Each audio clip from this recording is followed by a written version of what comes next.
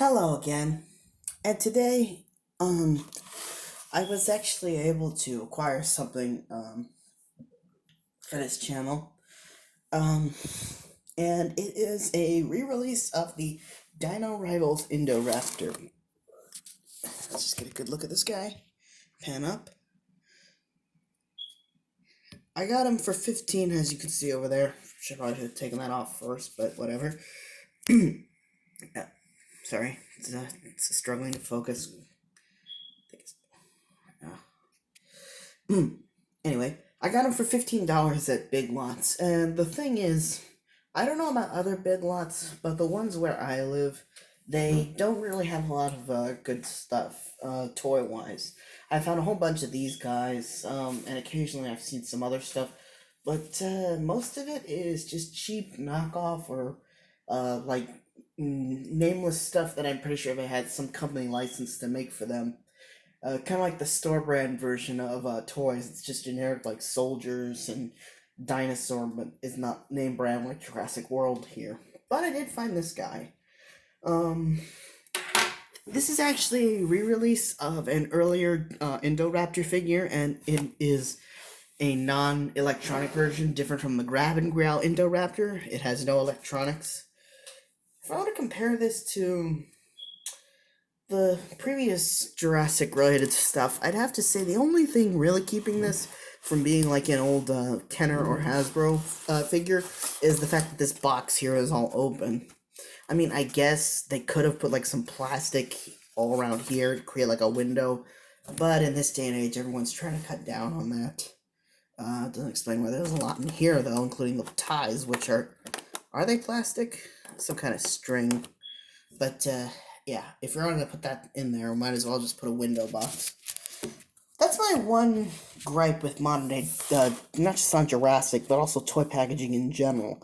Unless it's something like NECA, which displays everything in a window box, and because those boxes are more for collectors, not really meant to be open, except maybe unless you buy a second one. Yeah, that's where all the effort into packaging goes, but most packaging these days, it does its job, but it just doesn't have that ring to it the way the old packaging back in the day did. Movie authentic posability. It's an old language collector card. Yeah, that's another thing that reminds me of the old Kenner figures, especially the first one. The first Kenner toys from 93 and the Series 2 from 94, they came with collector cards, and I'm really surprised Kenner or Hasbro didn't try that ever again after, even though it was such a huge... It was a huge success. You can find lots of the cards, just the cards, not even the toys, for sale, and they go for high prices because they really were that collectible.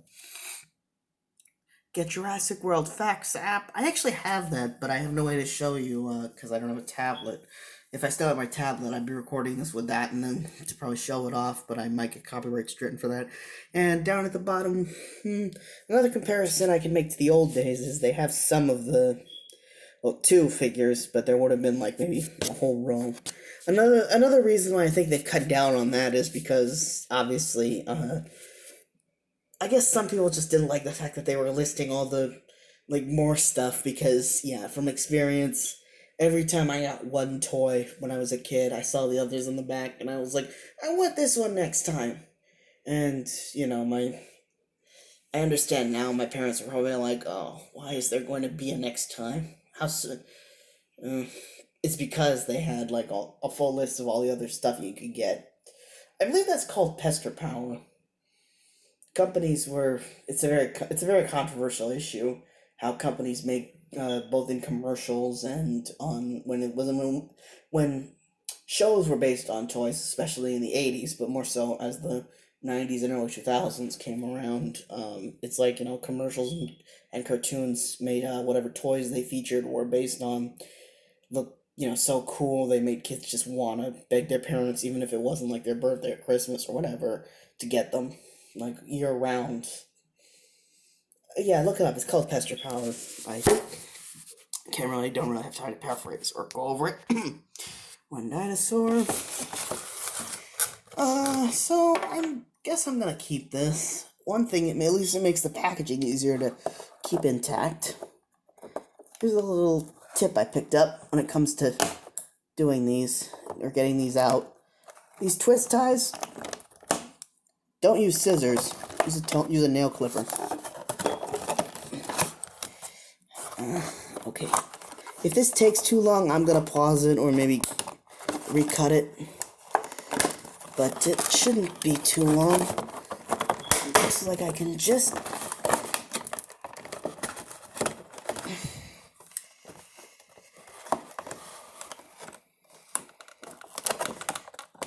Come on, big fella. Just a couple more.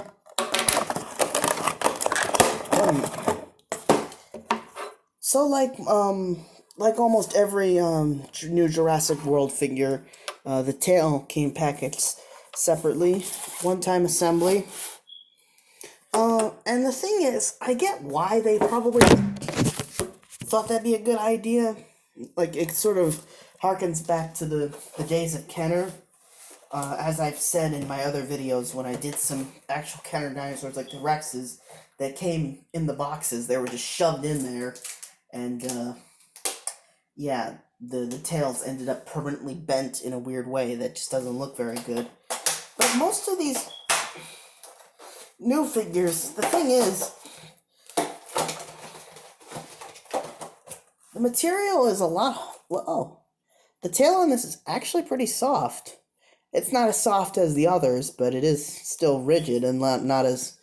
So yeah, this one I could probably see getting bent up if it was packaged in a way that would constantly force it up, push it up against the box. But most of the others, it's a lot harder material and it wouldn't have that problem. So one-time assembly, it snaps in and it's like that forever. Is it on? Is it on right? It's kind of pointing upwards, right? Or maybe it... Oh, it does point downwards. Why? Shouldn't it point up? Who knows?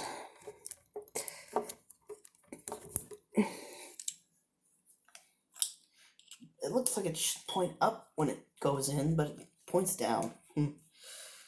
Okay. It rotates a little. There's a joint in there, but it can't rotate up all the way. I'm guessing it's so you could probably lean. But as the figure pointed out, this is actually a very posable figure. I think it actually has better posability than the electronic version. Which probably because the arms don't have like a grabbing action the way they do. Speaking of which...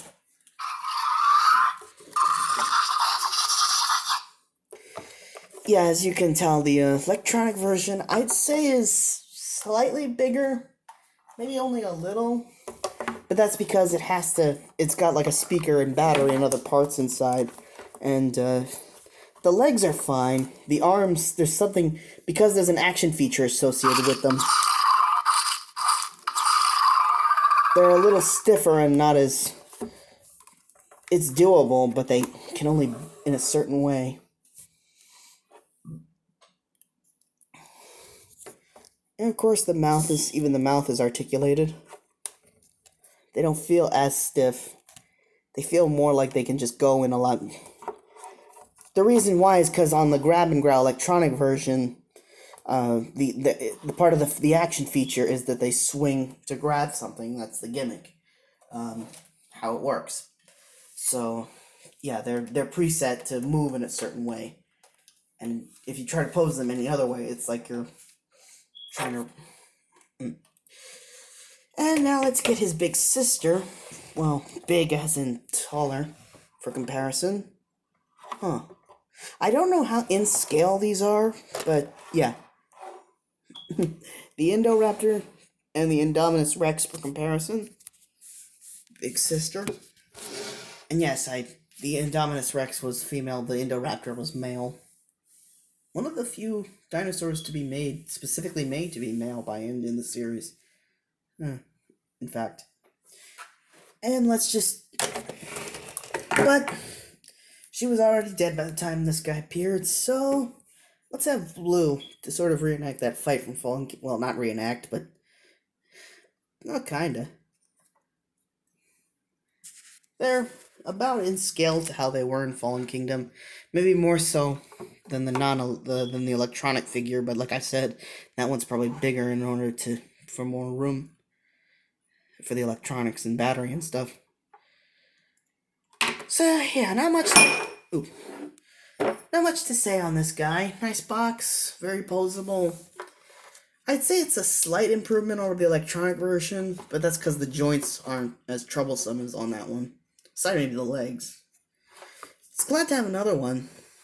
Kind of like this guy a little more than the electronic one. I'm not really sure why. I mean, maybe it's just because I don't really like electronic dinosaurs as much as they're okay, but I never really needed them to be electronic. Except maybe the T-Rex and the Indominus. Those guys need to have something to make their iconic and distinct sounds, but maybe not the Indoraptor so much.